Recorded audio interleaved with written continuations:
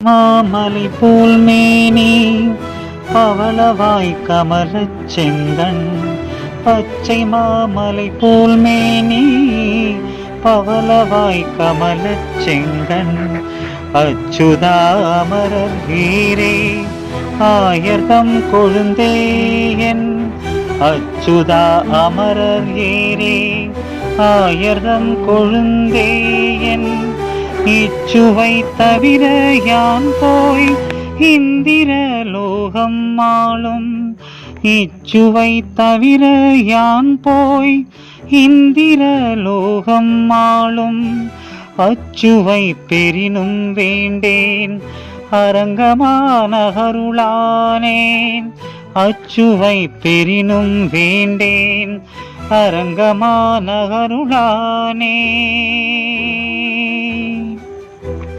ஸ்ரீரங்கம் கோயில் இது உலகிலேயே பெரிய இந்து கோவில்களில் ஒன்றாகும். மேலும் இது பல சிறப்புகளைக் கொண்டுள்ளது.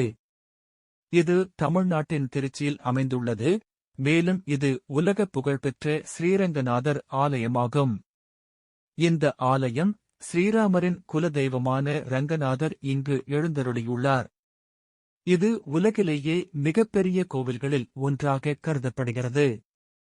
இதன் சுற்றளவு சுமார் 156 ஏக்கர்கள் ஆகும். கட்டிடக்கலை இந்த கோவில் மிகவும் அழகாகவும் பிரமாண்டமாகவும் கட்டப்பட்டுள்ளது. பல மண்டபங்கள், கோபுரங்கள் மற்றும் சிற்பங்கள் இங்கு உள்ளன. பல்வேறு தெய்வங்கள் இந்த கோவிலில் ஸ்ரீரங்கநாதர் மட்டுமின்றி பல தெய்வங்களுக்கும் சன்னதிகள் உள்ளன. இதனால் இந்த கோவில் பல்வேறு தெய்வங்களுக்கும் முக்கிய வழிபாட்டு தலமாக விளங்குகிறது. இந்த கோவில் காவேரி நதிக்கு அருகில் அமைந்துள்ளது. இந்த நதியானது மிகவும் புனிதமாக கருதப்படுகிறது. மேலும் பல பக்தர்கள் இங்கு புனித நீராட வருகிறார்கள். திருவிழாக்கள் ஸ்ரீரங்கம் கோவிலில் ஆண்டு முழுவதும் பல திருவிழாக்கள் கொண்டாடப்படுகின்றன. குறிப்பாக வைகுண்ட ஏகாதசி மற்றும் பிரம்மோற்சவம் போன்ற பண்டிகைகள் மிகவும் சிறப்பாக கொண்டாடப்படுகின்றன. ஸ்ரீரங்கம் கோயில் இது உலகிலேயே பெரிய இந்து கோவில்களில் ஒன்றாகும். மேலும் இது பல சிறப்புகளைக் கொண்டுள்ளது. இது தமிழ்நாட்டின் திருச்சியில் அமைந்துள்ளது. மேலும் இது உலக புகழ்பெற்ற ஸ்ரீரங்கநாதர் ஆலயமாகும். இந்த ஆலயம் ஸ்ரீராமரின் குலதெய்வமான ரங்கநாதர் இங்கு எழுந்தருளியுள்ளார். இது உலகிலேயே மிகப்பெரிய கோவில்களில் ஒன்றாக கருதப்படுகிறது. இதன் சுற்றளவு சுமார் 156 ஏக்கர்கள் ஆகும். கட்டிடக்கலை இந்த கோவில் மிகவும் அழகாகவும் பிரமாண்டமாகவும் கட்டப்பட்டுள்ளது. பல மண்டபங்கள், கோபுரங்கள் மற்றும் சிற்பங்கள் இங்கு உள்ளன. பல்வேறு தெய்வங்கள் இந்த கோவிலில் ஸ்ரீரங்கநாதர் மட்டுமின்றி பல தெய்வங்களுக்கும் சன்னதிகள் உள்ளன. இதனால் இந்த கோவில் பல்வேறு தெய்வங்களுக்கும் முக்கிய வழிபாட்டு தலமாக விளங்குகிறது. இந்த கோவில் காவேரி நதிக்கு அருகில் அமைந்துள்ளது. இந்த நதியானது மிகவும் புனிதமாக கருதப்படுகிறது.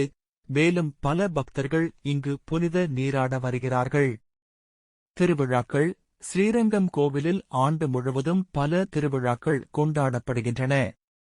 குறிப்பாக வைகுண்ட ஏகாதசி மற்றும் பிரம்மோற்சவம் போன்ற பண்டிகைகள் மிகவும் சிறப்பாக கொண்டாடப்படுகின்றன.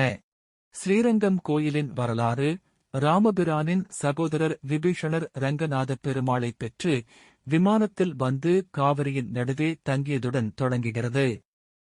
இந்த கோயில் 108 வைணவ திவ்ய தேசங்களில் முதன்மையானது. பூலோக வைகுண்டம் என்று அழைக்கப்படுகிறது மற்றும் ஆழ்வார்களால் பாடல் பெற்ற ஒரு முக்கிய வைணவ தலமாகும்.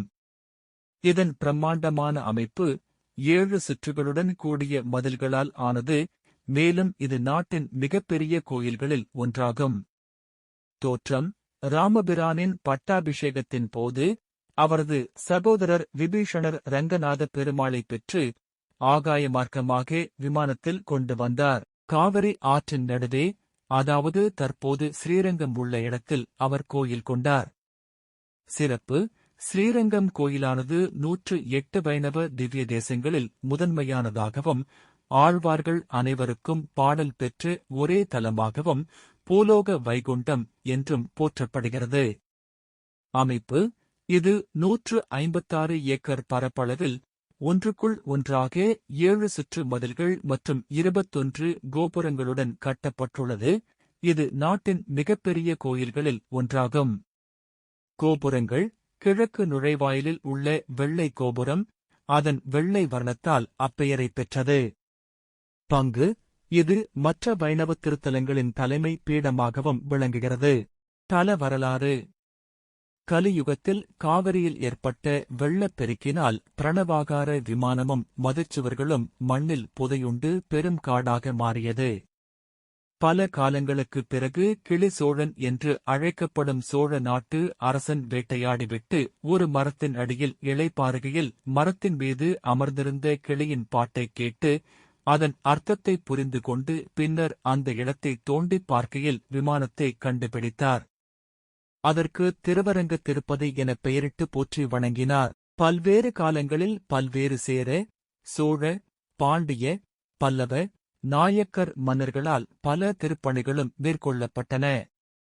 இன்றும் பல்வேறு இடங்களிலிருந்தும் தினமும் பல்லாயிரக்கணக்கான பக்தர்கள் வந்து பெருமாள் தரிசனம் செய்கின்றனர். தெற்கு இராசகோபுரம்: விஜய நகரப் பேரரசு ஆட்சியில் சுமார் 500 ஆண்டுகளுக்கு முன்பு அஸ்திவாரம் கட்டப்பட்டு முற்றுப்பெறாமல் இருந்த தென்புற கோபுரத்தை அகோபில மடம் அழகிய சிங்கர் சுவாமிகளின் நன்முயற்சியால் 20/5/1979 இல் திருப்பணிகள் தொடங்கப்பட்டு பக்தர்களின் நன்கொடை மூலம் கட்டி முடிக்கப்பட்டு மார்ச் 25, 1987 அன்று குடமுழுக்கு நடைபெற்றது. இந்த தெற்கு இராசகோபுரம் ஆசியாவிலேயே உயரமான 236 அடி உயரமும் 13 நிலைகளும் 13 கலசங்களும் கொண்டுள்ளது. அனைவரையும் தலை நிமிர அதிசயித்து பார்க்க வைக்கும் ஸ்ரீரங்கம் தெற்கு இராசகோபுரத்தின் தனித்தன்மை பாராட்டுதலுக்குரியது. புராண பின்புலம்: பிரம்மன் படைப்புத் தொழிலில் ஈடுபட்டிருந்த போது தன்னுடைய படைப்புகள் யாவும் நிலையற்றதாகவும் விரைவில் அழியக்கூடியதாகவும் இருப்பதைக் கண்டு செய்வதறியாது பரமாத்மாவான ஸ்ரீமன் நாராயணனிடம் வேண்டினார். எம்பெருமான் மிகவும் உகந்து ஓம் நமோ நாராயணாய என்ற 8 மந்திரத்தை உள்ளத்தில் நிறுத்தி தன்னை வழிபடுமாறு சொல்ல, அவ்வாறே பிரம்மன் 8 மந்திரத்தை உச்சரித்துக் கொண்டே தவம் செய்து கொண்டிருந்தார். திருக்கோயிலின் பிரணவாகார விமானம் சத்தியலோகத்தில் பிரம்மனின் அருந்தவ பயனால் திருப்பார்கடலிலிருந்து தானாகத் தோன்றியதாகும். பிரணவாகார விமானத்திற்கு நித்தியபடி பூஜைகள் செய்ய பிரம்மன் சூரியனை நியமித்தார். பின்னர் திரேதா யுகத்தில் வைவஸ்வத மனு, அவரது மகன் இஷ்வாகு ஆகியோர் பூஜித்து வந்தனர். இஷ்வாகு அந்த விமானத்தை அயோத்தியில் எழுந்தருளச் செய்தார். சூரிய குல மன்னனான தசரதன் குழந்தை வேண்டி புத்திர காமேஷ்டி யாகம் நடத்தும் பொழுது அதில் கலந்து கொள்வதற்காக தர்மவர்ம சோழன் என்ற சோழ நாட்டு அரசன் அங்குச் சென்றார். அப்போது பிரணவாகார விமானத்தைக் கண்டு அதை ஸ்ரீரங்கத்திற்கு தரவேண்டினார்.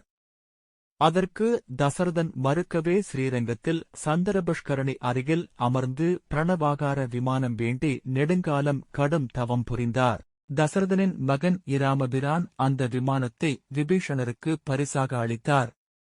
விபீஷணாழ்வார் அந்த விமானத்தை எடுத்துக்கொண்டு இலங்கை செல்லும் வழியில் காவிரிக்கரையில் நித்திய கர்ம அனுஷ்டானங்களை முடிக்க எண்ணி சந்தரபுஷ்கரணி அருகில் சேஷபீடத்தில் வைத்தார். சிறிது நேரம் கழித்து விமானத்தை எடுக்க முயற்சிக்கையில் முடியாமல் போனது. இது கண்டு பெரிதும் துயருற்ற விபீஷணனிடம் பெருமாள் தோன்றிதான் முன்னரே காவிரிக்கரையில் எழுந்தருள நினைத்திருந்ததாகவும் எப்பொழுதும் தென்திசையில் இலங்கையை நோக்கியே காட்சி கொடுத்து சயனித்திருப்பதாகவும் தெரிவித்தார். அப்பொழுது அங்கே தவக்கோலத்தில் இருந்த தர்மவர்ம சோழன் கண் விழித்து பார்த்தபோது அங்கு பிரணவாகார விமானம் இருப்பதைக் கண்டு எல்லையில்லா மகிழ்ச்சி அடைந்தார். விமானத்தைச் சுற்றி மதிர் சுவர்கள் எழுப்பி பூசை செய்து வந்தார். ஆதலால் இந்த சந்திரபுஷ்கரணியின் அருகில் அமர்ந்து பெருமாளிடம் வேண்டினால் கேட்டது கிடைக்கும் என்பது நிச்சயம்.